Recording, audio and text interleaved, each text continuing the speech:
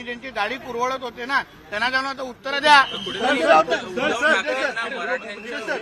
मराठ्यांच्या उपमेमध्ये संजय राऊत बसवता आहेत मराठ्यांची। अरे मराठ्यांची उपमा तू आम्हाला सांगतो का? मी 96 कोळी आहे, मला सांगू नको मराठीची उपमा।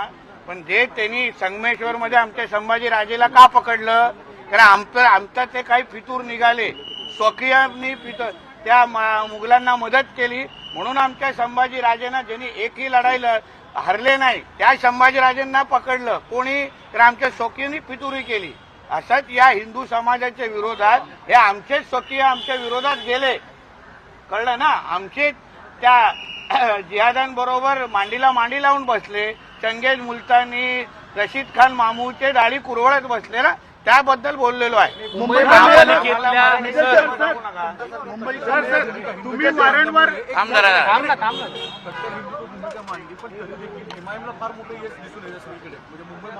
मांडली म्हणजे आमचे हिंदू मत ताकदीने हिंदू समाजाला जे काही संरक्षण पाहिजे होतं, समोरून बुरख्यावाली काय भाषा होत होती, को पंतप्रधान बिठाएंगे, त्याने अमरावती सभेमध्ये तर त्या हिरव्या साहेब ओवैसीने तर धमक्या देण्याची सुरुवात केलेली, त्याला उत्तर हिंदू समाजाने चांगल्या पद्धतीने दिलेलं आहे। मुंबईतली नगरसेवकांची संख्या हिंदू मत विभागला गेल्यामुळे एमआयएमला फायदा झाला। ते आता हिंदू स्थानावरती शिवसेना आणि भाजपचे उमेदवार होते, म्हणून तर बोलतो ना, हिंदू समाजाने ह्याच्याबद्दल विचार करून येणाऱ्या निवडणुकीमध्ये ना फार विचारपूर्वक भूमिका घेतली पाहिजे।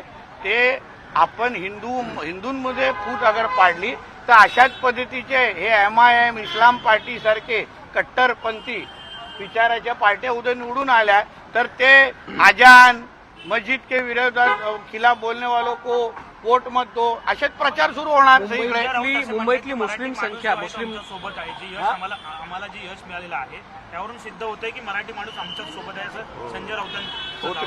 काल संध्याकाळ जरा उशीर झाला ना, थोडा वेळ द्या त्यांना जागण्यासाठी, जरा ते काय 90चा इफेक्ट आहे। तुम्ही आता मतांच्या ध्रुवीकरणाबद्दल जे सांगितलं सर, तर मुंबईमध्ये 27 मुस्लिम नगरसेवक होते, त्यांची संख्या आता वाढून 31 झाली। कुठेतरी या ध्रुवीकरणाचा फटका बसलाय या सगळ्यामध्ये? काय ध्रुवीकरण? मुंबईमधला हिंदू एकजूट झालेला आहे, एकत्र आलेला आहे। आता हे जे काय यांची संख्या आहे ना ती कमी कशी करायची? तर शेवटी आम्ही काय बोललेलो, बांगलादेशी रोहिंग्यांना मुंबईमध्ये कमी करायसाठी आम्हाला सत्ता द्या। आता 5 वर्ष आमच्या देवभाऊच्या नेतृत्वात त्या गोष्टी करू।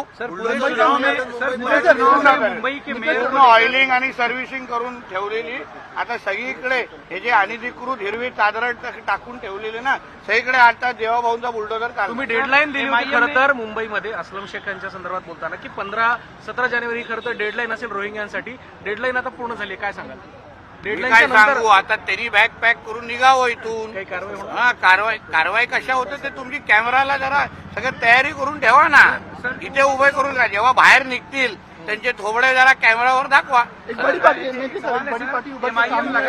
को ज्यादा सीट मिली क्या बीजेपी को ज्यादा सीट मिली है इस बार, क्या कहेंगे अच्छी बात इससे 89 सीट मिली है बीजेपी को इस बार सबसे। क्योंकि मुंबईकरों ने, राष्ट्रभक्त लोगों ने हमारे भारतीय जनता पार्टी और महायुति को साथ दिया है, आशीर्वाद दिया है, और इससे मुझे विश्वास है आने जो विकास और सुरक्षा 2 मुद्दे पे हम लोग जो लड़े थे ना उसके ऊपर हम जरूर काम करेंगे और मुंबई का विश्वास और उसको मजबूत करेंगे ताकि आने वाले अगले चुनाव में हम 100+ जा सकेंगे।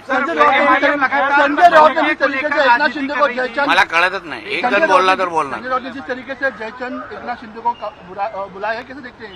वो अभी उन दोनों के आपस में पूछो ना, शिवसेना जो उनके शिंदे गुट के जो प्रवक्ता है उसके बारे में जवाब देंगे। सर, एमआईएम बीते की मेयर की बात करता रहा और अब एक मराठी अधिकारी को हज कमेटी में पहली बार जो हिंदू अधिकारी है उसे सीईओ बनाया गया, उसका विरोध कर रहे हैं और कह रहे हैं कि सरकार जानबूझकर हिंदू अधिकारी को हज कमेटी में लेकर आई है। इसके बारे में तो हम लोग कह रहे हैं ना, हम हमारे हिंदू त्योहारों में, महाकुंभ में इनको दुकान लगाने देंगे और हमारा मराठी अधिकारी, हिंदू अधिकारी अगर इनके कोई कमिटी में जाके बैठे तो इनको हरी मिर्च। अदानींच्या माध्यमातून मुंबईचा विकास यावर ठाकरेंनी टीका केली, त्यावरही राणे बोलले। मुंबईतला हिंदू आता एक झालाय असं नितेश राणे यांनी म्हटलेलं आहे। ठाकरेंवर विशेषतः त्यांनी टीका केली आहे। मुंबईचा विकास ठाकरेंना बघवत नाही, अदानींच्या माध्यमातून होणारा हा विकास बघवत नाही असं ते म्हणाले।